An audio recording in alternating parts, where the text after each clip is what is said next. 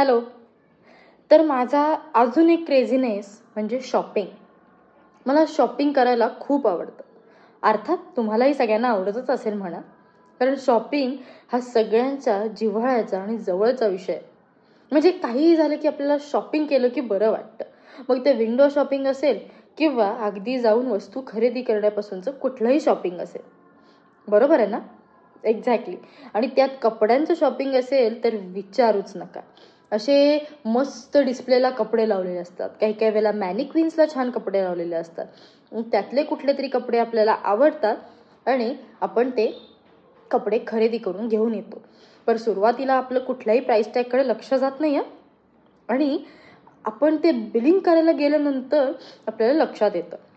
पण आपण फारसा विचार न करता ते कपडे सर्रास घेऊन टाकतो. कारण आपल्याला आवडलेले असतात. आणि अर्थात मी काही याला अपवाद नाही आहे. मलाही नवनवीन कपडे घालून छान रंगीबेरंगी दिसायला फार आवडतं. आता ऑफकोर्स आयुष्य हे कलरफुल असावं असं प्रत्येकाला वाटतंच ना. तसं मलाही वाटतं आयुष्य हे कायम कलरफुल असावं. म्हणून तर मी असे वेगवेगळे कलरफुल कपडे घालत असते. आणि घालावेत. छान असतं. एका नवीन वेगळ्या अगदी अशा मी काल म्हटलं तसं वासांच्या दुनियेसारखं तसं एका नवीन वेगळ्या रंगीबेरंगी दुनियात प्रवेश केल्यासारखा फील येतो. मला तरी येतो. जसं मला नाटकात वेगवेगळ्या भूमिका करताना वेगवेगळ्या प्रवेशात किंवा वेगवेगळ्या कॉस्ट्युममध्ये वेगवेगळ्या भूमिकेत अगदी मी त्या भूमिकेचा हिस्सा असल्यासारखं मला जाणवतं. तसं वेगवेगळे कपडे रोजच्या आयुष्यात घातल्यावरही मला जाणवतंच की.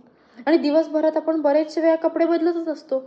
म्हणजे अगदी कुठेतरी फंक्शन असेल तर फंक्शनला जाताना छान असा वन पीस असा साडी किंवा काही कुर्ती लेहेंगा अशा पद्धतीचं काहीतरी घालतो. एरवीच्या रोजच्या ह्याच्यात आपण काहीतरी छान असे जीन्स कुर्तीज अशा गोष्टी घालतो. आणि रात्री झोपताना ऑब्व्हियसली नाईट ड्रेस घालतो. मग या सगळ्या गोष्टी वेगवेगळ्या आपल्याला काहीतरी फील देऊन जाणारे असतात ना. म्हणूनच त्याला रंगीबेरंगी का म्हटलं जातं किंवा कलरफुल का म्हणतात हे त्याच्यासाठी. आता हाच बघा ना. हाच मी आत्ता घातलेला ड्रेस. ह्याच्यावर किती फुलं आहेत आणि हा रंगीबेरंगी आहे. म्हणूनच मी आज कलर आणि फुल असं म्हटलं. वाईट होता ना? नाही. पण तसं बघायला गेलं तर मला हा जोक आवडला. कारण ह्याच्यावर वेगवेगळे रंग आहेत. वेगवेगळ्या फुलांचे वेगवेगळे रंग. या शर्टाचा रंग आणि हे फुल कलरफुल. बरोबर बोलले ना मी? तर असं छान फ्रेश वाटतं. एक आपण ते म्हणतो ना रॉयल रिच फिलिंग येते वेगवेगळे कपडे घातलं. मला तरी येते बाबा. आणि हो, आपण जेवढं शॉपिंग करतो तेवढंच आपल्याला पैसे वाचवणंही जमलं पाहिजे.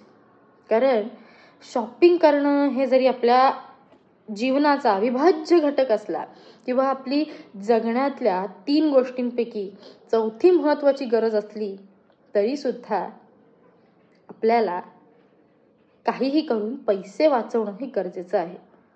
आपण जर कुठल्याही गोष्टींवर पैसे असेच उधळत गेलो तर त्याची किंमत भविष्यात राहणार नाही.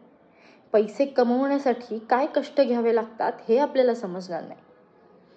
मी शॉपिंग करते पण माझी एक स्टाईल आहे. मला एखादा ड्रेस जर आवडला ना मी पटकन तो घेते, ट्राय करते. आवडला तर ठीक आहे, नाही आवडला तर दुसरा बघायचा. माझी शॉपिंग एक 10-15 मिनिटात संपलेली असते. मी फार काथ्याकूट करत फार त्याच्यावरती दळणदळत बसत नाही.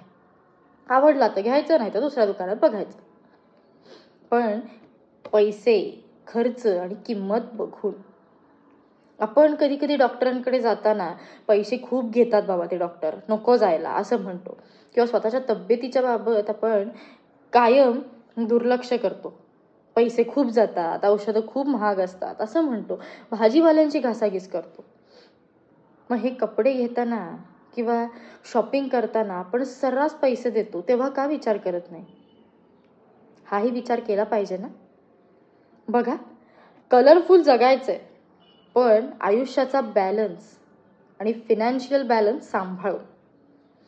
बरं, तत्वज्ञान फार झालं असेल पण तुम्ही खरंच कुठल्या गोष्टीवर किती पैसे खर्च करता किंवा ते जाऊ दे, सोपं आहे. तुम्हाला शॉपिंग कुठे करायला आवडतं? म्हणजे स्ट्रीट शॉपिंग आवडतं, मॉल शॉपिंग आवडतं की आणखीन काय आवडतं हे मला सांगा. माझ्या बाबतीत विचाराल तर मला काहीही शॉपिंग करायला आवडतं, पण नवनवीन कपडे घ्यायला आवडतात. जशी मी क्रेझी आहे परफ्यूमच्या बाबतीत, कपड्यांच्या बाबतीत आणि कशाच्या बाबतीत ते मी उद्या सांगेन. पण तुमचे काय काय क्रेझीनेस आहेत? शॉपिंग हा क्रेझीनेस आहे का? का नाही आवडत?